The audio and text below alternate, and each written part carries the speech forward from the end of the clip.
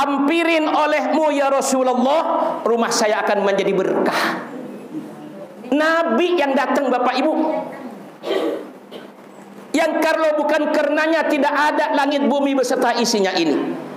Bahkan orang-orang Madinah saking girangnya, mereka yang pintar membuat syair yang sangat indah untuk menyambut kedatangan baginda Rasulullah Muhammad. Makanya sekarang ini ada razziah besar-besaran, baik di hotel, di jalanan, di imaro-imaro, di apartemen, di tempat-tempat tinggal mereka. Kasihan yang pakai visa mencap bayar 180 juta, akhirnya diangkut, dimasukkan ke tarhil, dipulangkan lagi. Baginda Rasulullah Muhammad sallallahu alaihi wasallam hijrah dari Mekah ke Madinah. Dari Mekah ke Madinah baginda Rasul hijrah, meninggalkan semua harta bendanya yang di Mekah. Sahabat-sahabat Nabi karena cintanya kepada baginda Rasul ikut hijrah, ditinggalkan harta bendanya, rumahnya ditinggalkan.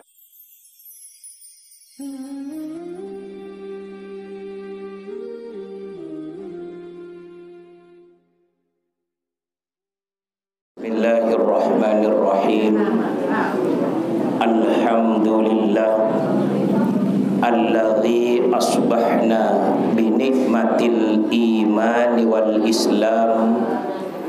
Asyhadu an la ilaha illallahul malikul alam wa asyhadu anna Muhammadan abduhu wa rasuluhu sayyidul anam. Allahumma salli wa sallim wa barik ala hadzal nabiyil karim sayyidina wa habibina wa syafi'ina wa maulana nabiyyina Muhammadin wa ala alihi wa ashabihi wa tabi'in wa man tabi'ahum bi ihsanin ila yaumiddin, amma ba'd. Qalu subhanaka la ilma lana illa ma 'allamtana innaka antal alimul hakim. Shadaqallahul azim. Yang saya hormati, saya takzimi, saya banggakan murabbi hadzal majlis, Adinda Al-Ustaz Kautsar Wibawa. Kita doakan beliau beserta keluarganya dan ibunda tercintanya, mudah-mudahan tetap sehat walafiat, panjang umur. Apapun yang menjadi azam niat beliau untuk izil Islam wal muslimin diijabah dan dikabulkan oleh Allah Subhanahu wa taala. Amin ya rabbal.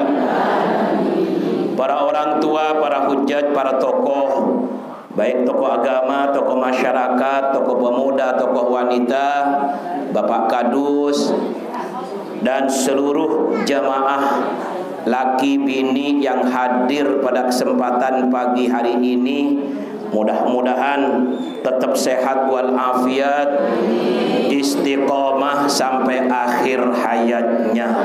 Amin ya rabbal.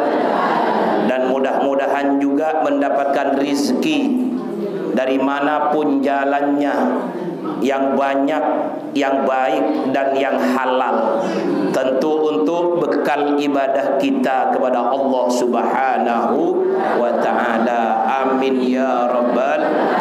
Mudah-mudahan kita semua selalu dan senantiasa mendapatkan bimbingan dan ridha dari Allah Subhanahu wa taala. Amin ya rabbal.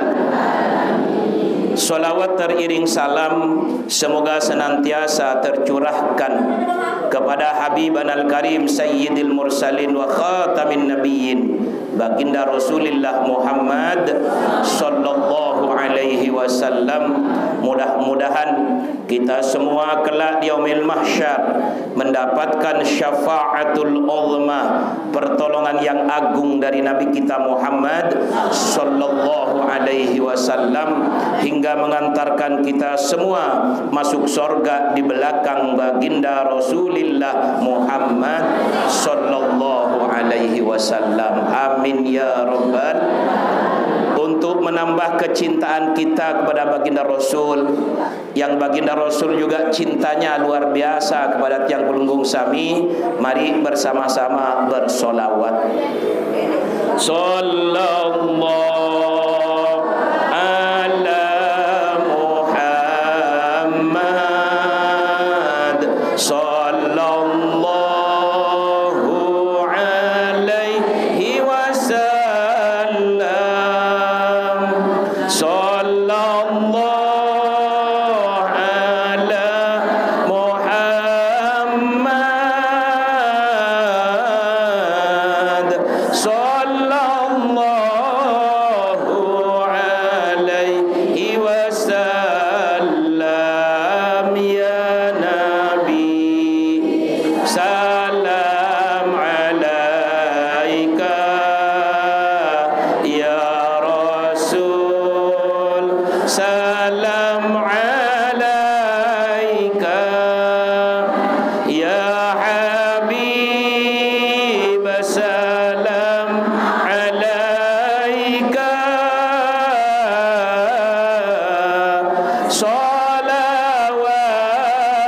Salawatullah alaika. Allahumma salli salatan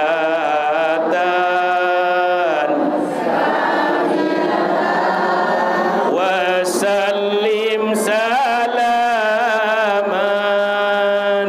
tamman ala sayyidina Muhammadin alladhi tanhallu bihil uqadu wa tanfariju bihil kurabu wa tuqadda bihil hawaiju wa tunalu bihir raghaibu wa husnul khawatimi wa yustasqal ghamamu biwajhihil karim wa ala alihi wa sahbihi fi kulli lamhatin wa nafasin bi'adadi kulli ma'lumillah. Semoga Allah memasukkan kita semua. Allah, Allah. Semoga Allah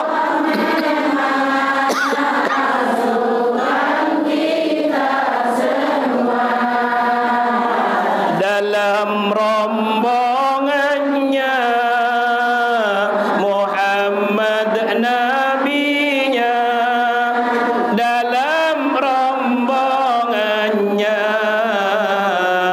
Muhammad nabinya,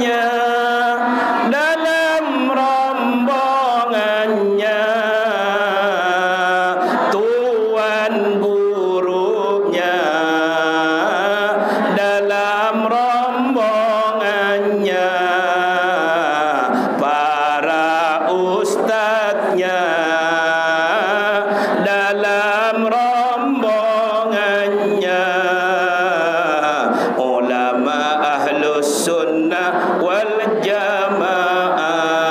Amin ya rabbal, amin ya rabbal, amin ya rabbal. Bapak Ibu yang saya hormati, saya banggakan, cuaca agak panas, tapi walaupun agak panas, kayaknya ibu-ibu demennya desek-desekan. Padahal di depan masih lega. Datang duduk di belakang, duduk lagi di belakang. Kenapa ibu nggak berani ke depan? Kiai mah sudah jinak. Jangan khawatir. Nggih. Ya di mana saja, yang penting masih di area majelis taklim. Insya Allah keberkahan turun kepada kita. Amin. Kenapa? Para malaikat sekarang ini Bapak Ibu sedang memantau kepada kita, dikepung kita ini dari kanan, kiri, depan, belakang. Malaikat datang dan mengepung kepada kita. Dan malaikat itu tidak diem, melihat satu persatu siapa sih yang hadir di majelis taklimnya Ustadz Kautsar. Satu persatu dilihat. Yang bajang dilihat, yang lingsir pun juga dilihat. Semuanya satu persatu dilihat oleh malaikat. Dan malaikat itu tidak diem. Malaikat itu ibarat manusia menadahkan kedua belah tangannya, minta kepada Allah, berdoa kepada Allah. Hamba-hambamu ya Allah di pagi hari, hari Jumat Sayyidul Ayyam, penghulunya para hari, bagusnya para hari, dari 7 hari yang ada, mulai dari hari Ahad sampai ke hari Sabtu, hari Jumat adalah penghulunya hari. Bapak dan ibu difasilitasi oleh Adinda Ustadz Kautsar, duduk di majelis taklim dengan seksama, menuntut ilmu, berzikir kepada Allah. Diingatkan kita dengan ilmu-ilmu yang disampaikan kepada Tiang Kulunggung Sami. Siapapun tuan gurunya, mau dipanggil tuan guru, mau dipanggil kiai, mau dipanggil ustadz, itu hanya panggilan. Jelasnya adalah al-ulama'u warathatul anbiya.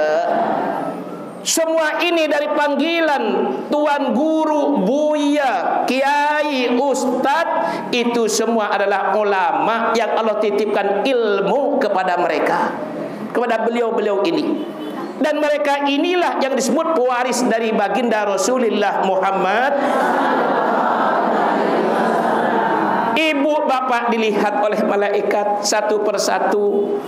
Ada yang masih bajang, masih muda, masih seger dilihat. Ada yang sedang, yang setengah lingsir, setengah bajang. Ada yang sampun lingsir, duduk kadang maaf, tidak lagi bersila, bisanya hanya ngelonjor. Enggak apa-apa. Dilihat satu persatu oleh malaikat ini. Tidak ada yang terlewatkan di antara kita ini Bapak Ibu. Apapun niat azamnya dalam hati, tidak ada yang tahu kecuali kita dengan Allah.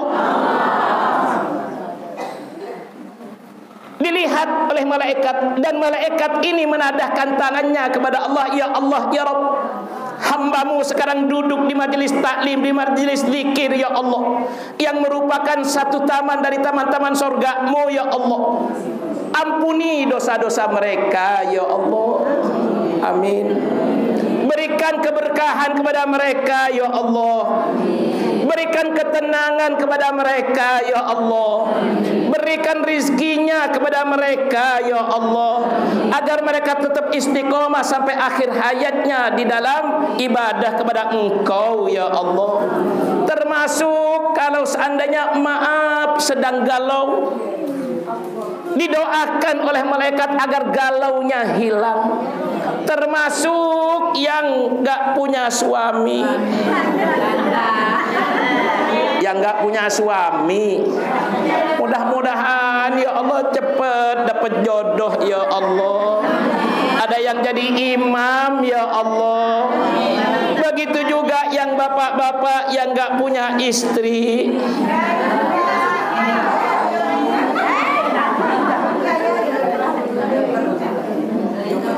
bapak-bapak.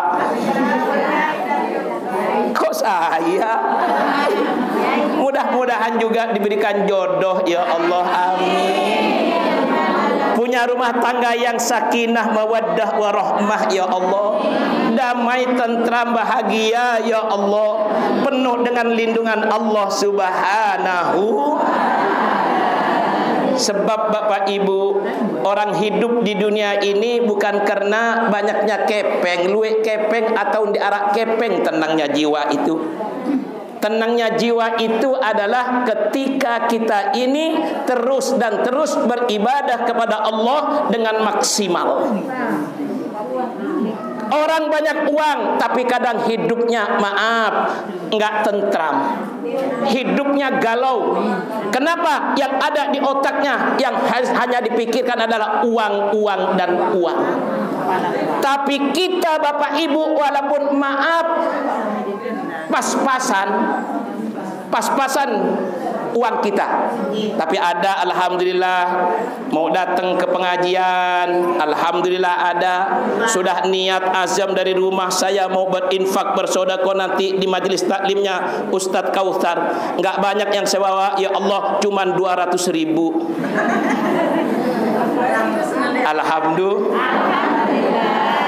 Walaupun hanya cuman dengan 2.000, 5.000, 10.000 ikhlas Bapak Ibu.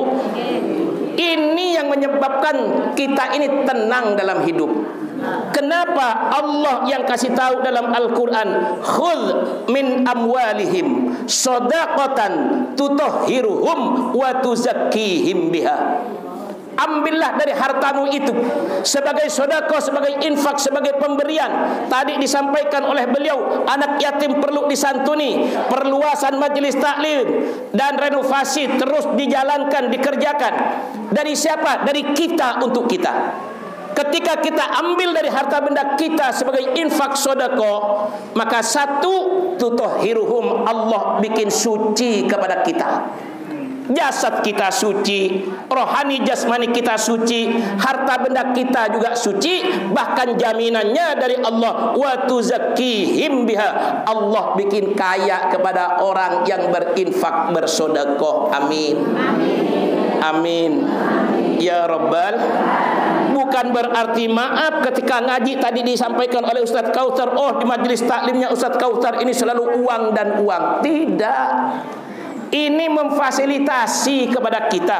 Kenapa? Karena kita ini kadang lupa Bapak Ibu. Namanya manusia.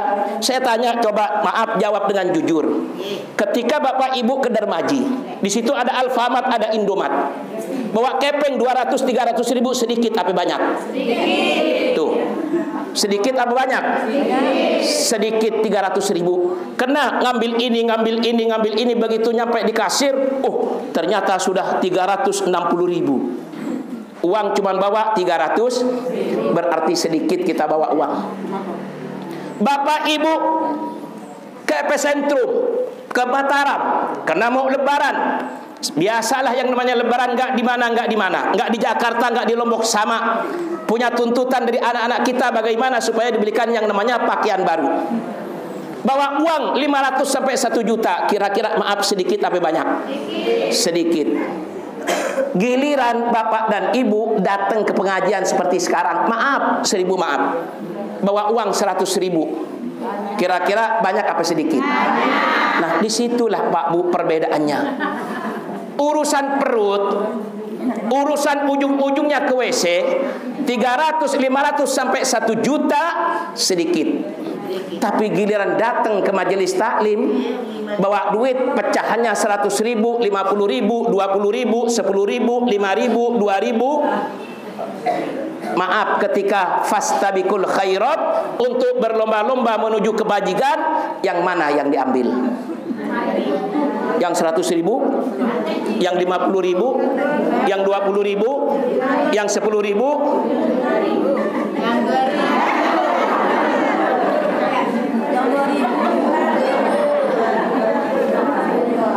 itu.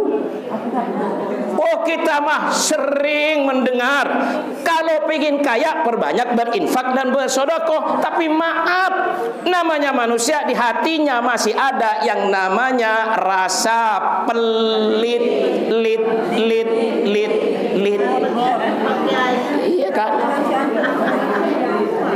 Ini maaf, supaya termotivasi kita Bapak Ibu. Ini akan saya sampaikan.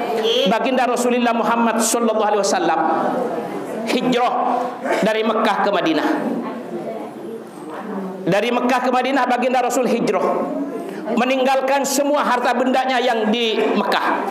Sahabat-sahabat Nabi karena cintanya kepada baginda Rasul ikut hijrah, ditinggalkan harta bendanya, rumahnya ditinggalkan, kebunnya ditinggalkan, sawahnya ditinggalkan, hewan ternaknya ditinggalkan, semuanya ditinggalkan. Yang dibawa hanya badan dan sebagian pakaian. Begitu Nabi nyampe di kota Madinah dalam perjalanan 7 hari 7 malam, Nabi sampai di pinggiran kota Madinah yang disebut dengan kampung atau dusun Saniyatil Wada. Tahu Saniyatil Wada Bapak Ibu? Enggak tahu? Oh, kirain. Nabi nyampe di pinggiran kota Madinah, ada di situ lembah namanya Kampung Saniyatil Wada. Itu semua orang Madinah Bapak Ibu menyambut kedatangan baginda Rasul. Karena sudah ada kabar dari Mekah bahwasanya baginda Rasul akan hijrah ke Madinah. Orang Madinah girang, orang Madinah senang.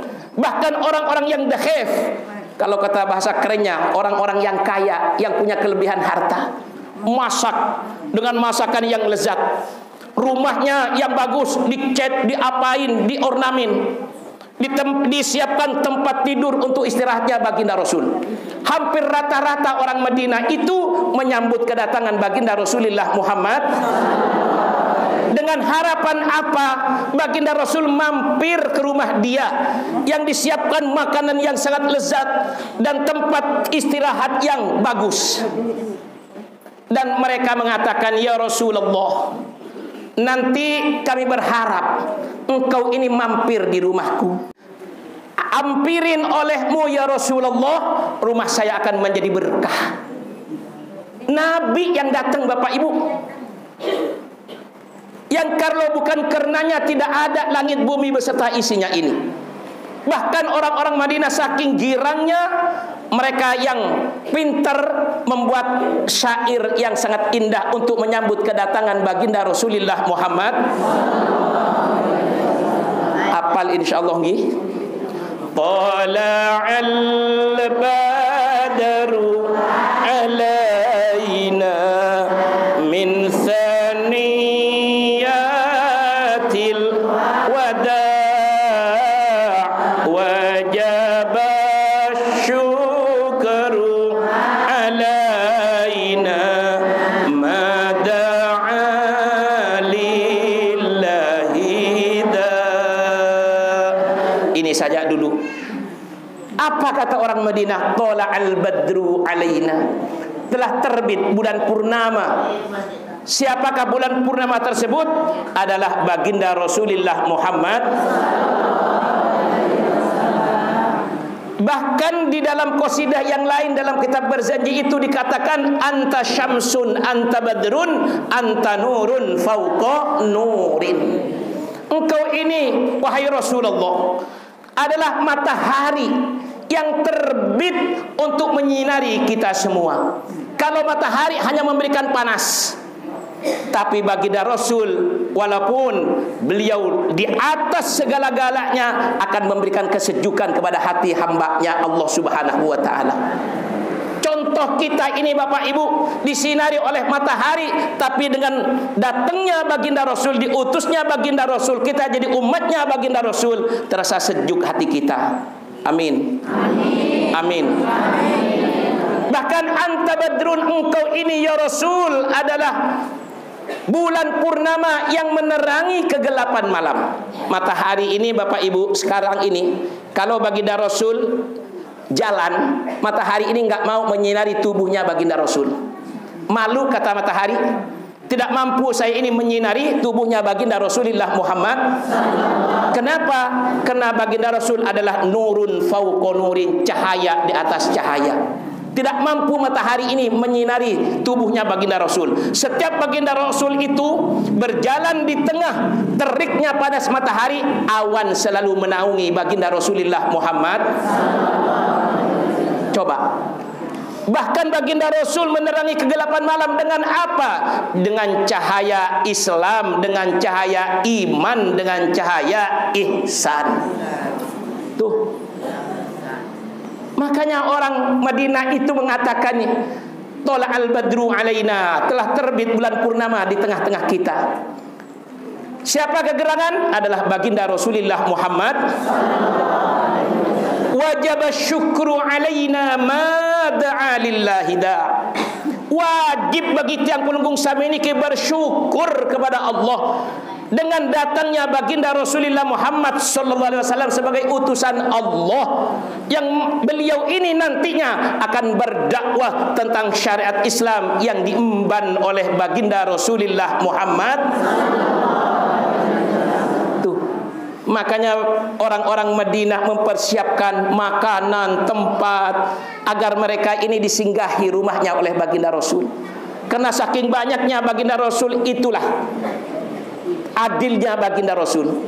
Dan baginda Rasul mengatakan, wahai sahabat-sahabatku Ansor, kalian memang cinta kepadaku dan aku pun juga cinta kepada kalian. Tapi maaf, saya nanti akan berhenti di mana ontak saya ini nanti berhenti. Kalau ontak saya ini nanti berhenti, disitulah saya akan turun, akan masuk ke dalam rumah siapapun yang nanti menjadi penghuni rumah tersebut. Akhirnya terus melewati lorong-lorong tersebut, ontaknya baginda Rasul, ada rumah yang mewah yang sudah menyiapkan makanan, tempat tinggal dan segala macamnya. Nggak berhenti itu ontak, jalan terus. Yang pada akhirnya ontak tersebut, ontaknya baginda Rasul yang dinaiki oleh baginda Rasul, berhenti pas di depan rumah yang rombeng, rumah yang jelek, yang di dalamnya tidak ada makanan, tidak ada tempat tidur, bahkan hanya beralaskan yaitu pelapah daun korma. Tidak ada penghuninya, tidak ada makanan, tidak ada tempat tidur, bahkan rumahnya rombeng, Bapak Ibu. Bukan rumah yang mewah. Begitu sampai di depan rumah itu, ternyata ontaknya baginda Rasul duduk, dan baginda Rasul turun dari ontak tersebut. Begitu baginda Rasul turun, ternyata dari rumah yang rombeng, yang jelek tersebut keluar dua anak yatim piatu yang sudah ditinggalkan oleh bapak dan ibunya. Anak yatim yang menjadi penghuni rumah yang rombeng ini, yang tidak mempersiapkan yang namanya makanan. Maklum masih yatim, masih anak-anak. Dan anak yatim ini keluar nyamperin baginda Rasul, dipeluk oleh baginda Rasulullah Muhammad sallallahu alaihi wasallam. Dan anak itu mengatakan, ya Rasulullah, saya ini adalah anak yatim piatu Rasulullah. Bapak saya sudah meninggal dunia, ibu saya sudah meninggal dunia, saya tinggal berdua di rumah ini ya Rasulullah. Tapi walaupun demikian ya Rasulullah, saya merasa sekarang ini senang sekali. Kenapa? Karena engkau berhenti di depan rumahku dan engkau masuk ke rumahku ini wahai Rasulullah. Dipeluk oleh baginda Rasul. Lama kelamaan itu anak mengucapkan, ya Rasulullah, saya ditinggalkan, kami berdua ditinggalkan sebidang tanah oleh orang tua saya yang sudah meninggal dunia. Sebidang tanah tersebut ya Rasul, kami hadiahkan kepada engkau. Tolong diterima wahai Rasulullah. Ini dua anak yatim Bapak Ibu yang sudah tidak punya bapak dan ibu, ditinggalkan oleh orang tuanya warisan sebidang tanah. Dan tanah itu dihadiahkan kepada baginda Rasulullah Muhammad, dan langsung diterima oleh baginda Rasul. Bapak Ibu, dua anak yatim yang tidak tahu bagaimana masa depannya, tapi karena kecintaannya kepada baginda Rasul, mendapatkan yaitu yang namanya Tola'al badru, yaitu dengan terbitnya yang namanya bulan purnama baginda Rasul, maka dihadiahkan dua sebidang tanah tersebut kepada baginda Rasulullah Muhammad. Coba, anak yatim yang enggak punya bapak, enggak punya ibu, Untuk makan besok belum tahu.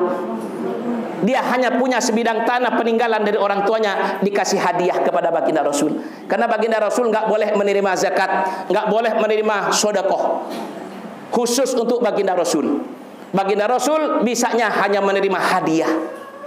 Dan anak yatim ini tahu bahwasanya baginda Rasul nggak boleh menerima zakat, maka dihadiahkan sebidang tanah itu kepada baginda Rasulullah Muhammad. Itu anak yatim, Bapak Ibu, menghadiahkan sebidang tanah.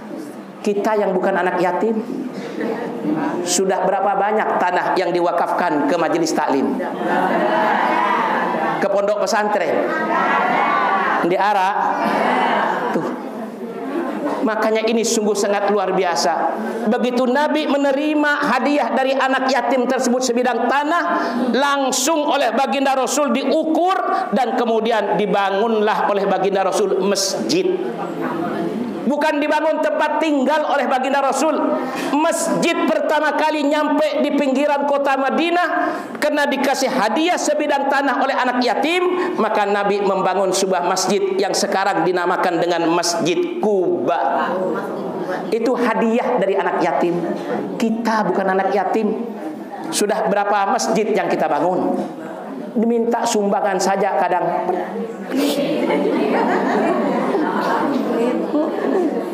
Padahal ya Allah, ini contoh Bapak Ibu.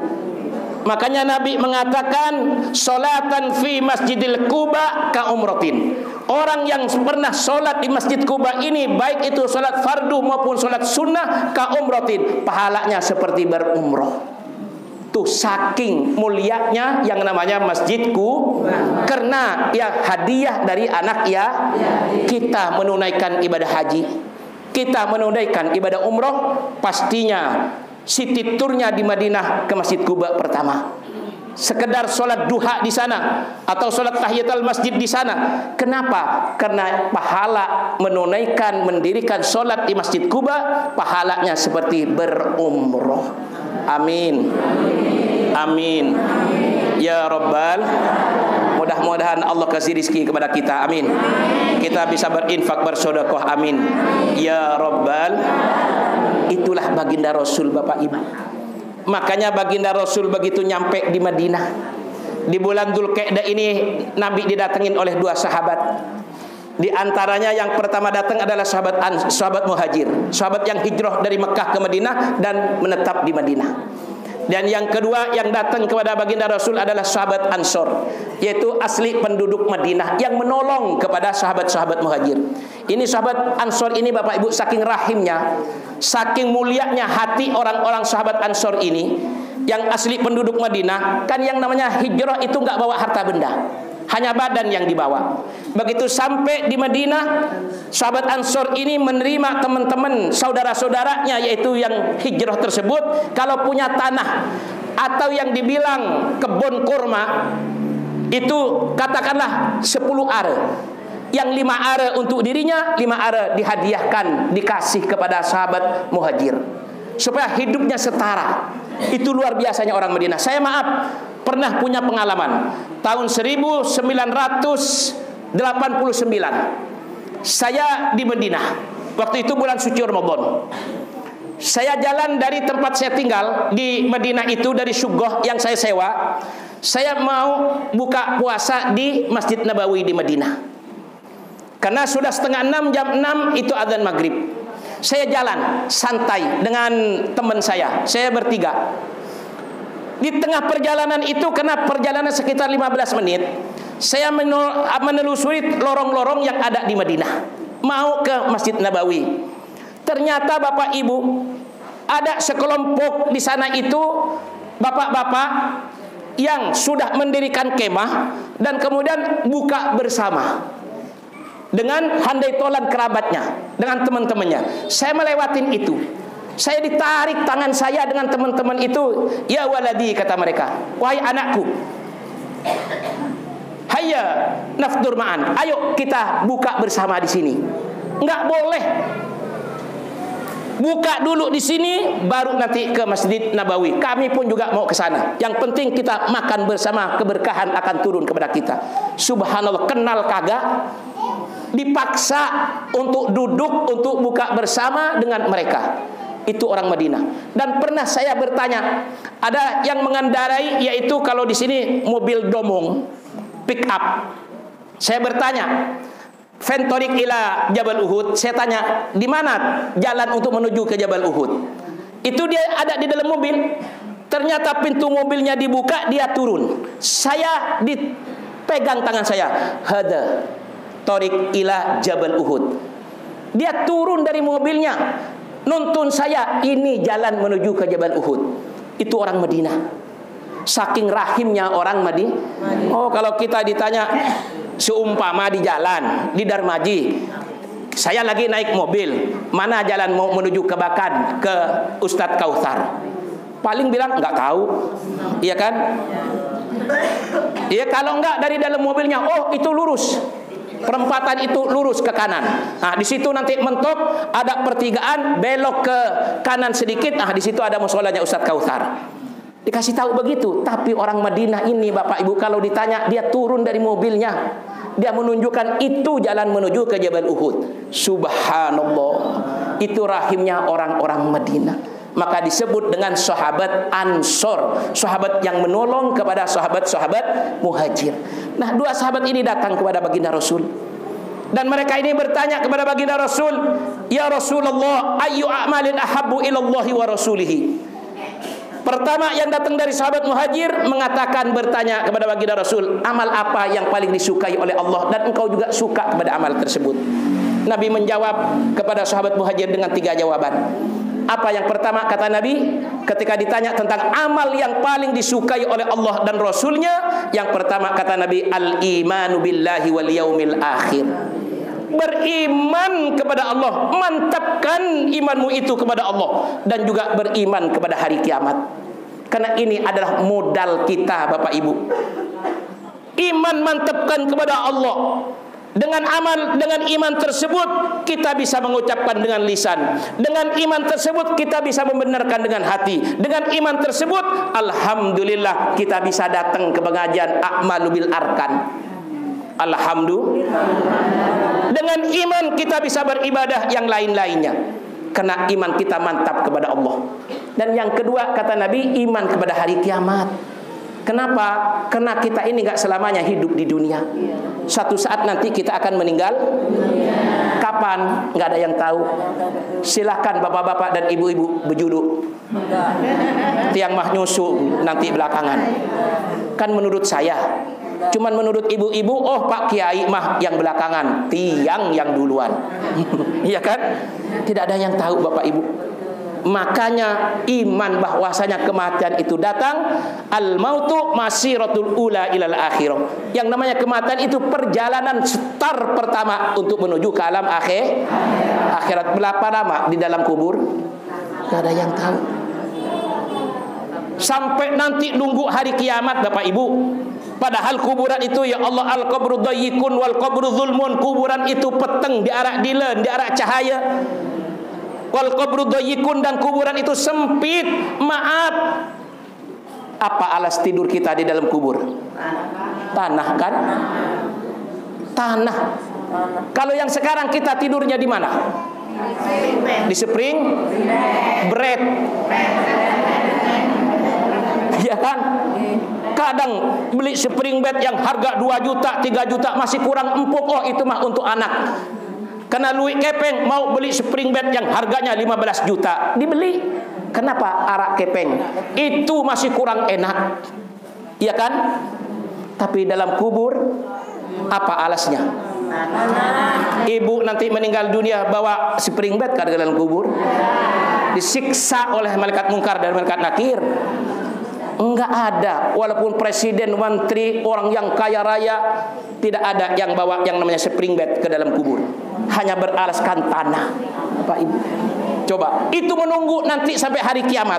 Tapi kalau kita punya amal, iman kita mantap kepada Allah, beriman kepada hari kiamat, mengerjakan perintah Allah dengan baik, menjauhi larangan-larangan Allah sejauh-jauhnya, maka nanti kuburan yang zulmun, yang peteng, yang diarak dila, yang sempit, arduhas samawati wal ardu, yaitu luasnya lebih luas daripada langit dan bumi.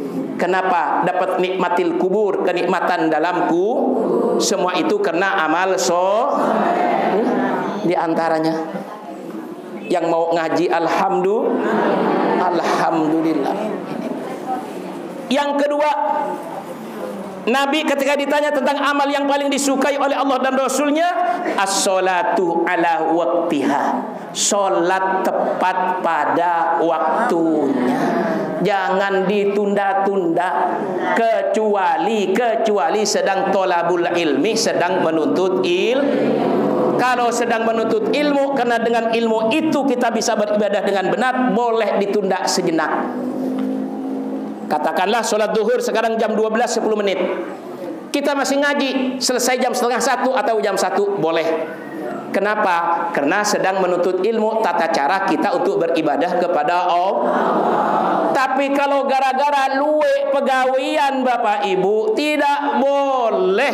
Karena amal yang paling disukai oleh Allah dan Nabi juga suka kepada amal tersebut adalah sholat tepat pada waktunya. Apalagi dikerjakan dengan berjamaah di masjid, di musholla, di santren, atau di rumah suami istri berjamaah. Indahnya dunia ini. Amin. Amin. Sekarang nggak punya makmum, sholat sendiri di rumah. Kasihan di aku.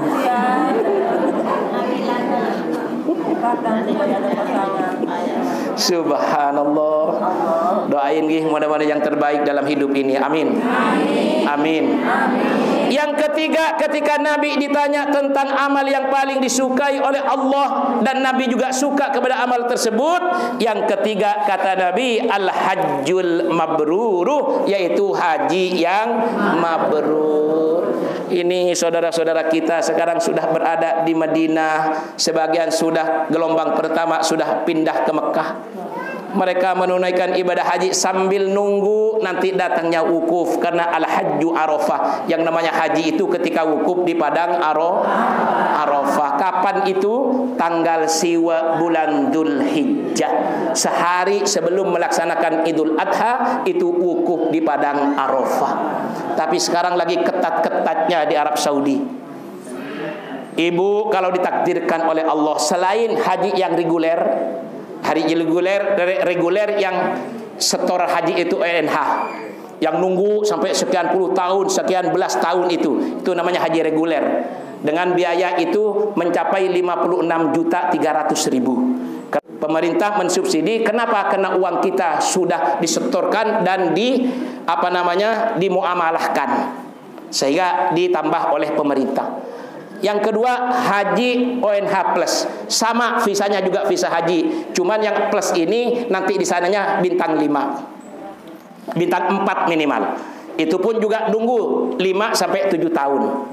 Ada yang haji ini namanya haji visanya visa furodah atau mujammalah. Itu mau berangkat sekarang juga setor langsung berangkat. Tapi maaf, itu agak mahal, sampai mencapai 350 juta sampai 500 juta. Ya, namanya nggak usah antri. Tapi buat apa bagi kita yang punya kepeng mau menunggu-nunggu, iya kan? Kalau Allah kasih rizki Bapak Ibu, berangkat langsung. Kecil kalau cuma 350 juta. Kalau ada kalau nggak ada uang ya udah diem. Boro-boro mau haji, mau ke peraya juga nggak nyampe, ya. Iya, mau ke peraya dari sini, katakanlah, ya, naik sepeda motor. Sepeda motornya pakai apa? Bensin. Bensin kalau di eceran 12.000. Uang 12.000 di arak. Enggak jadi kan? Mau ke peraya. Nah, apalagi haji. Nah, inilah Bapak Ibu sekalian. Nah, ini visa ini yang diperbolehkan oleh pemerintah Arab Saudi. Makanya sekarang ini ada razziah besar-besaran, baik di hotel, di jalanan, di imaro-imaro, di apartemen, di tempat-tempat tinggal mereka. Kasihan yang pakai visa ziarah kemarin sudah bayar 180 juta, akhirnya diangkut, dimasukkan ke tarhil, dipulangkan lagi. Makanya ibu, maaf kalau mau naik haji, seumpama ada yang menawarkan, ayo haji sekarang juga setor 150 juta, 180 juta, langsung berangkat. Tanya dulu, visanya visa apa? Kalau visa ziarah namanya visa kunjungan, bukan untuk haji. Nah, kalau visa ziarah ini yang rentan sekarang ini sedang dirazia besar-besaran. 8 bis tadi malam itu saya dapat kabar dari teman dari Jirona. 8 bis orang Indonesia yang sudah dimasukkan ke bis dibawa langsung ke Tarhil, diproses untuk dipulangkan. Sudah bayar 180 juta. Tapi ya mudah-mudahan selamat, amin. Dan kasihan udah nggak bisa haji. Kenapa? Karena haji nanti tanggal 9 Dzulhijjah ketika wukuf di padang Arafah. Itulah namanya haji. Nah, Nabi ini ditanya amal yang paling disukai oleh Allah dan engkau juga suka ya Rasulullah, yaitu amal ini adalah menunaikan ibadah haji. Kenapa? Karena kata Nabi, al-umratu ilal umrati kaffaratun lima bainahuma wal hajjul mabruru laisa lahu jazaa'un illal jannah. Satu umrah kepada umrah yang lain merupakan pelebur dosa.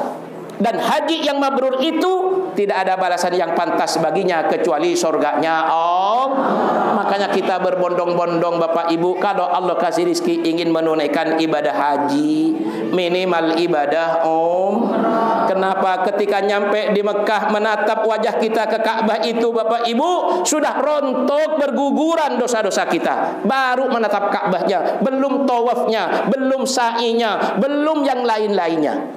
Sudah diampuni dosa-dosa kita oleh Allah. Sekarang kita sholat, usolli fardhu dzuhri arba'a rakaatin mustaqbilal qiblati adaan lillahi ta'ala. Hanya dhannan prasangka kita menghadap ke Ka'bah. Mana Ka'bahnya? Ada di sana di Mekah, di Masjidil Haram. Jauh gak pernah kelihatan, ngelihat doang di TV. Tapi nanti ketika nyampe di Masjidil Haram, ainan mubasyaratan, Ka'bah berada di depan mata kita. Bagaimana kita enggak mau menangis Bapak Ibu? Bercucuran air mata kita, ya Allah, Engkau takdirkan kami ini menatap Ka'bah-Mu ya Allah, dan sholat di depan Ka'bah mubasyaratan, langsung Ka'bah berada di depan mata kita. Amin. Amin.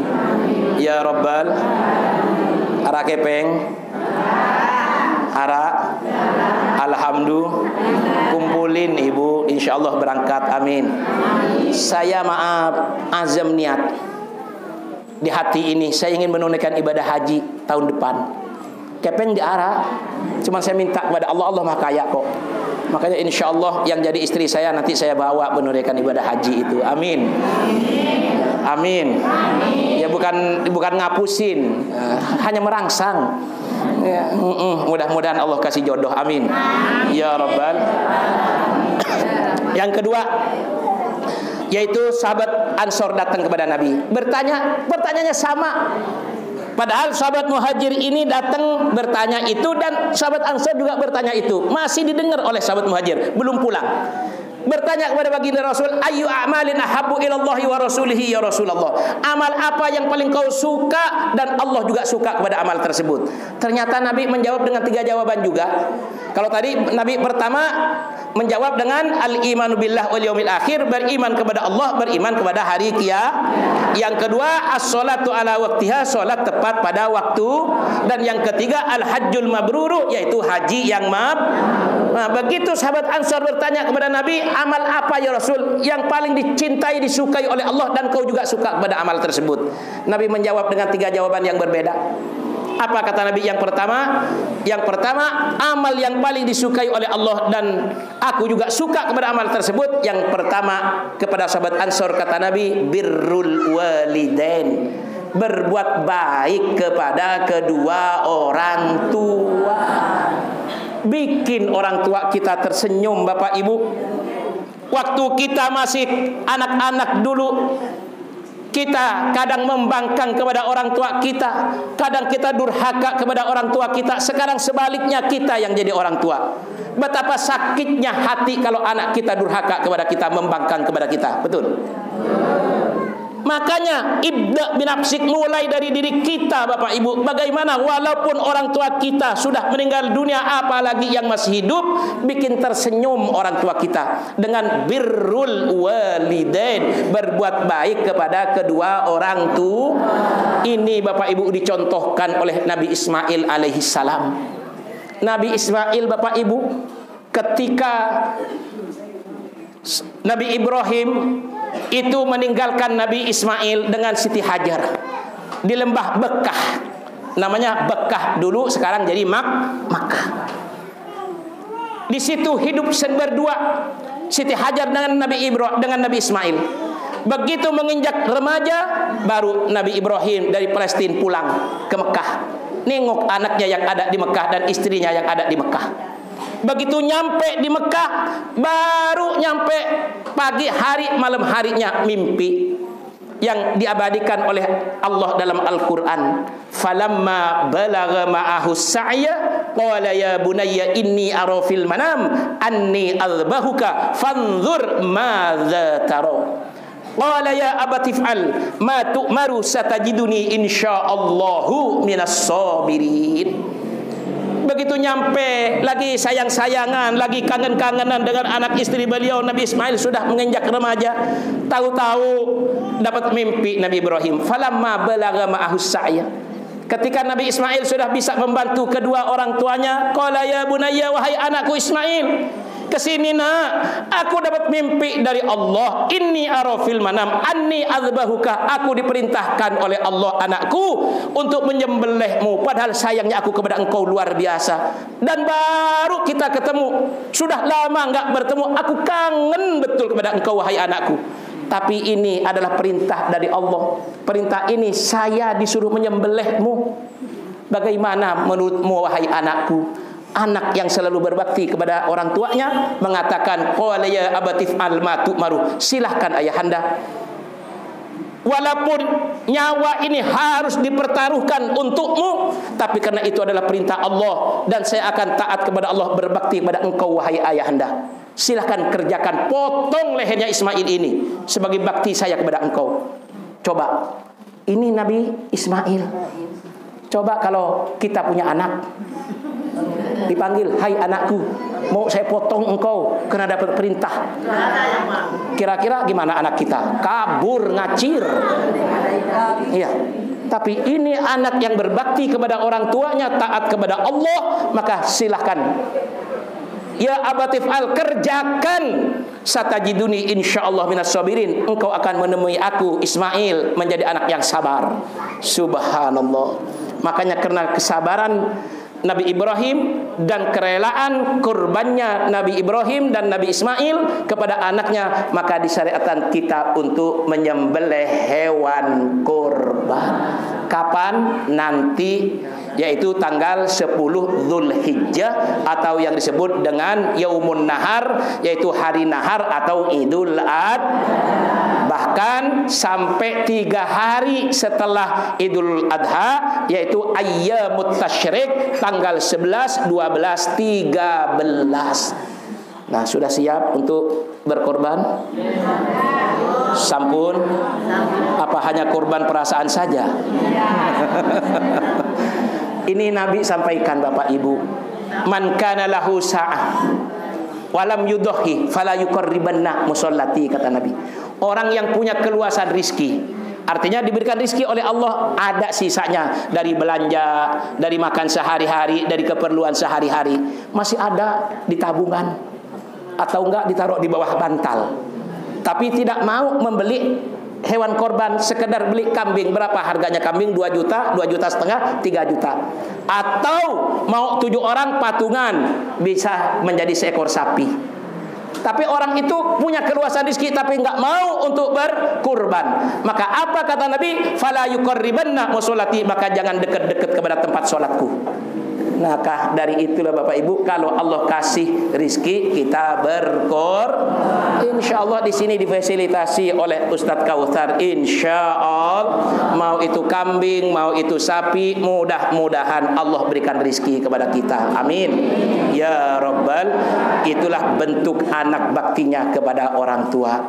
Dan yang kedua dan yang ketiga, insya Allah nanti pada pertemuan yang akan datang. Hasrat hati ingin memeluk gunung, apa daya tangan tak sampai. Hasrat hati ingin sekali saya banyak ngomong, tapi sudah jam 10:30. Ya, Ustaz Kautsar udah geser ke depan ini. Berarti sudah ini sinyal ini. Ya, cuman beliau ini kan saking takdimnya nggak pernah ngomong, berhenti pakai enggak bakalan. Mau saya ngomong sampai jam 12, diem aja beliau, tapi main ke depan, makin ke depan. Subhanallah, mudah-mudahan kita semua sehat walafiat. Amin. Diberikan rezeki oleh Allah Subhanahu wa taala. Amin. Tentu untuk bekal ibadah kita kepada Allah. Amin. Bisa menunaikan ibadah haji dan ibadah umroh. Amin. Bahkan yang enggak bisa menunaikan ibadah haji dan umroh, mudah-mudahan tahun ini, tahun depan kita bisa berkorban. Amin ya rabbal alamin. Mungkin ini saja yang dapat saya sampaikan.